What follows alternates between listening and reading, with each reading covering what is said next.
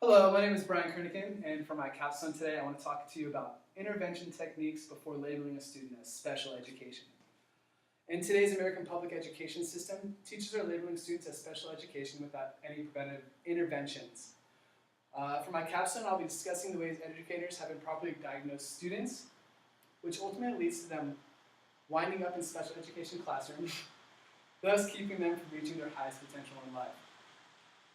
To begin, special education started in the 1970s.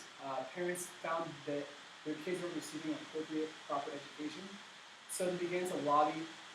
And after some lobbying, the American government thought it was a good idea to give these students their individual rights. This led to, in 1975, Education for All Handicapped Children (EHA) was created, which guaranteed the right of children with disabilities to receive a free and appropriate education. Today in special education, Individuals with Disability Act, known as IDEA, gives students with disabilities the best possible chance for an appropriate education. Schools give special education students an IEP, which is curated by a team of professionals mapping how a student can become more successful in the academic environment. Oftentimes, students who struggle on a social and emotional level are misdiagnosed into special education. Today in special education, students are given an LRE, which is a least restrictive environment. It gives them the best opportunity to learn in the most comfortable and safe environment for them. Failure in the classroom happens when a student begins to struggle, and right away we often think, like, let's place them in special education. Even though we don't try any intervention techniques, right away we just place the students. For example, students are seen as a disruption in the class, even though they're very intelligent. Just because they're hard to manage, teachers think it'll be easier for them, so they place them in special education. Once a child has been labeled as special education, the stigma will stick with them for the rest of their lives.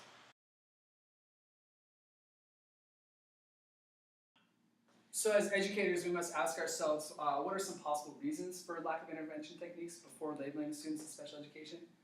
The two main things that I see wrong are a lack of communication between all parties, including teachers, parents, students, behaviorists, the whole array of teams, and then faulty internal systems also.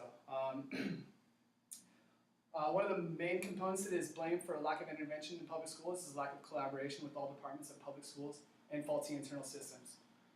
With such a large group of people dealing with one student, we can see a lack of communication between all parties. One of the main reasons that I see wrong with lack of communication is an overwhelmed counselor. Counselors are very important, especially for special education students or just students in general. They can help manage students' time. Counselors can help with an overall student deal with stress and anxiety of growing up. And if we are able to communicate better as a school, I feel that students will be a lot more successful in our classroom. Next, faulty internal systems. With special education, before we place students in special education, there's a couple different things educators like to do. For example, student study teams, also known as SST. SST is designed as a safeguard for the struggling student. It puts together a team to discuss the best strategies to help the student learn, like extra time on a test or weekly meetings with a psychologist. The thing that's wrong with SST now today is that we often don't see them being used in elementary school, or we don't see them being used in middle school. So I feel like that if we use these intervention things such as SST, we'll keep a lot less students out of special education. Furthermore, faulty internal systems such as RTI, which is response to intervention. Response to intervention is an early multi-tier approach to help the struggling student. It uses universal testing and different teaching styles, and that's part of RTI. Two failures that can be seen with RTI program are that RTI targets already failing students. So why it's bad is because why wait for a student to fail when you can, stop them from failing beforehand? We can give them extra time. We can give them more one-on-one time with the teacher. There's a lot of different strategies that we can use before the student fails. So those two SSTs and RTIs are two faulty internal systems that education system needs to fix.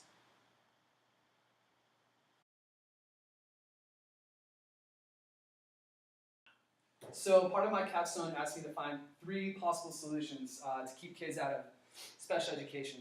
The most important thing is, like I said before, is increased communication. We can increase communication through banking time.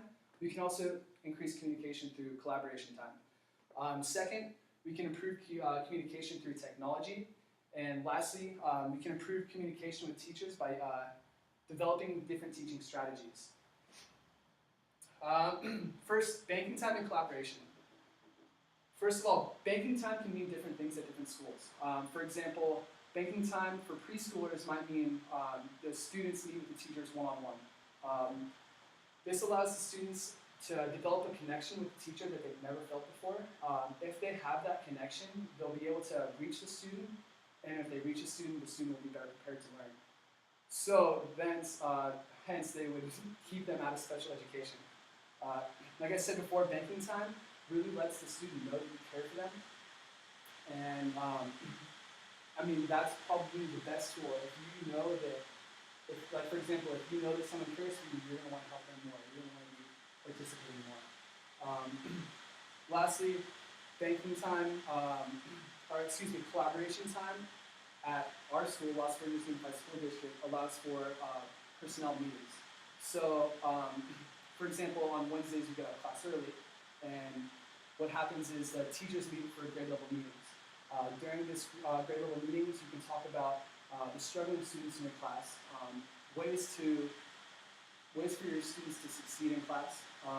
You can also go over goals for your students, and you can also collaborate on, which lessons worked and which lessons didn't work. So if you increase collaboration between all staff members, you will be better suited to teach your classroom. Next, possible solution would be to use technology. Technology is so important because it lets you communicate right now. I can talk to anybody I want to. So technology in the classroom can help foster a new way of teaching.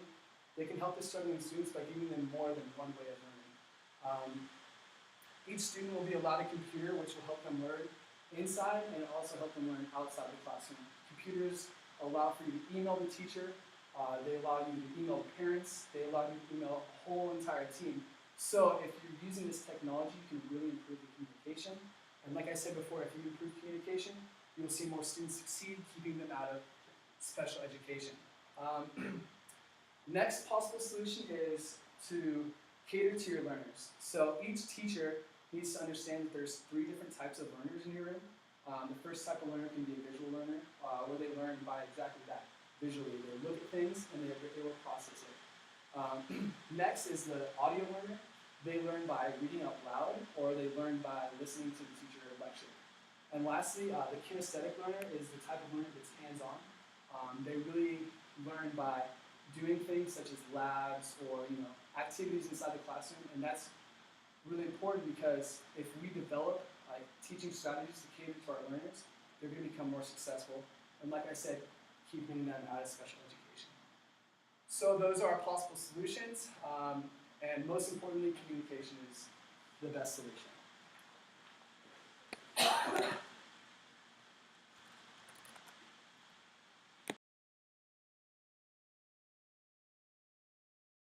So the last thing for my capstone is to pick pick the best solution and apply it. So my thing is to improve communication on all levels.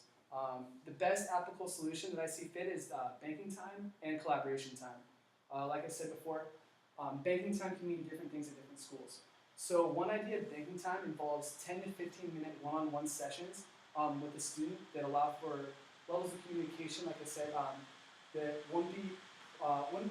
you wouldn't be able to have in a classroom setting. Just because there's so many students around you, it's really hard to connect with them.